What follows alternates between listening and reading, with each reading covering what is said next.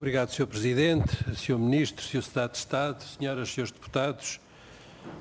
Começo por agradecer ao Sr. Ministro as palavras de introdução. À exceção desta última parte, em que refere em que áreas Portugal poderá estar aberto a colaborar, como o Sr. Ministro bem referiu, conhecemos o que foi dito.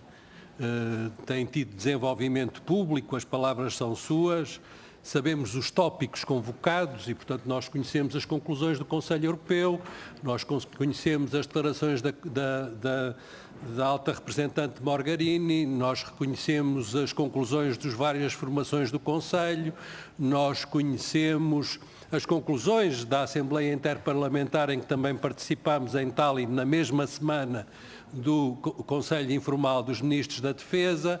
Nós conhecemos os vários documentos que foram sendo lançados. O único que mereceu algum debate público foi o primeiro deles, exatamente o da estratégia global. Nós conhecemos as propostas da Comissão Europeia para desenvolvimento de uma política europeia de defesa e, portanto, todas essas matérias são efetivamente de conhecimento público. Nós acompanhámo-las e sabemos o que é referido. A nossa questão, e por isso é que eu falava ao Sr. Presidente na apresentação do requerimento, mas concordo com a metodologia que resolveu seguir e respeito-a, a nossa questão não é o que é que a Comissão Europeia vem dizendo sobre o assunto. A nossa questão é quais são as opções de Portugal em relação a uma união de defesa que, não digo inesperadamente, mas claramente acelerou a partir do quarto trimestre de 2014, teve desenvolvimentos em 2015, teve desenvolvimentos em 2016, teve desenvolvimentos em 2017 e tem hoje um quadro muito claro. E porquê é que para nós isto assume uma importância fundamental? Porque é para nós uma opção política essencial.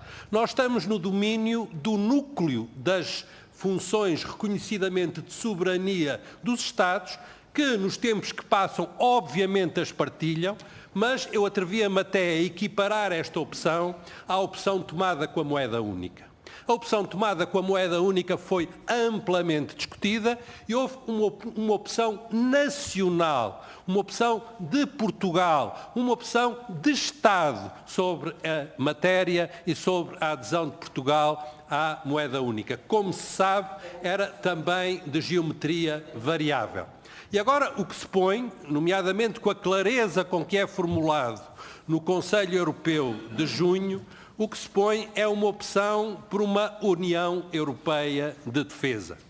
E apontam-se calendários, como o Sr. Ministro disse, apontam-se responsabilidades e confronta-se os Estados com a possibilidade de aderir a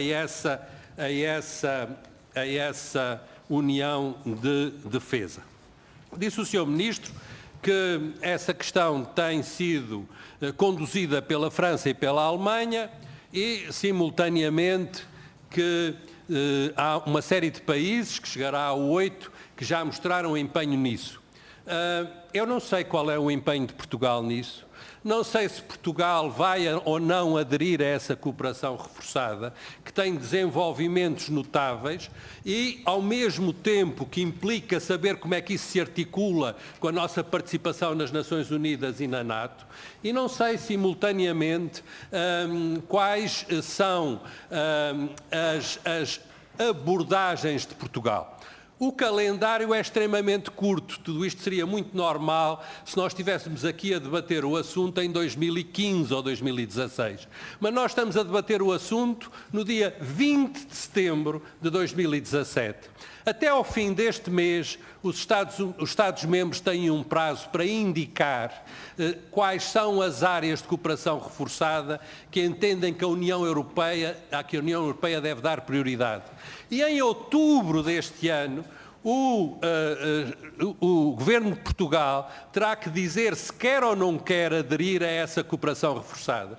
E em dezembro deste ano estarão fechados os países que aderirão a essa cooperação reforçada. Portanto, nós estamos a falar num período curtíssimo de 3 meses para uma opção essencial do nosso país, em que o grupo parlamentar do PSD entende que não pode haver uma opção técnica, em que não pode haver uma opção política do Governo, em que tem que haver uma opção nacional. E, portanto, nós não só queremos conhecer todos os documentos que Portugal produziu nesta matéria, como queremos conhecer todas as propostas que Portugal formulou nesta matéria, como queremos saber qual é a opção de fundo do Governo para com ela concordarmos ou não concordarmos, e não tenho necessidade de o fazer, mas vou fazê-lo, queremos sabê-lo, quer ao abrigo do Estatuto da Oposição, que prevê que em matérias de defesa a oposição seja sistematicamente informada, quer aquilo que são os procedimentos parlamentares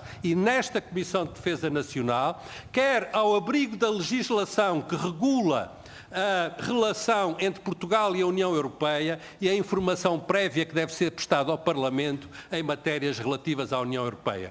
Muitas vezes estas questões são esquecidas, são deixadas para trás, é o dia a dia, mas neste caso nós estamos no campo de uma opção essencial do país. Portugal vai ou não vai estar no contexto da União de Defesa, de uma política comum de defesa da União Europeia. Obrigado, Sr. Presidente.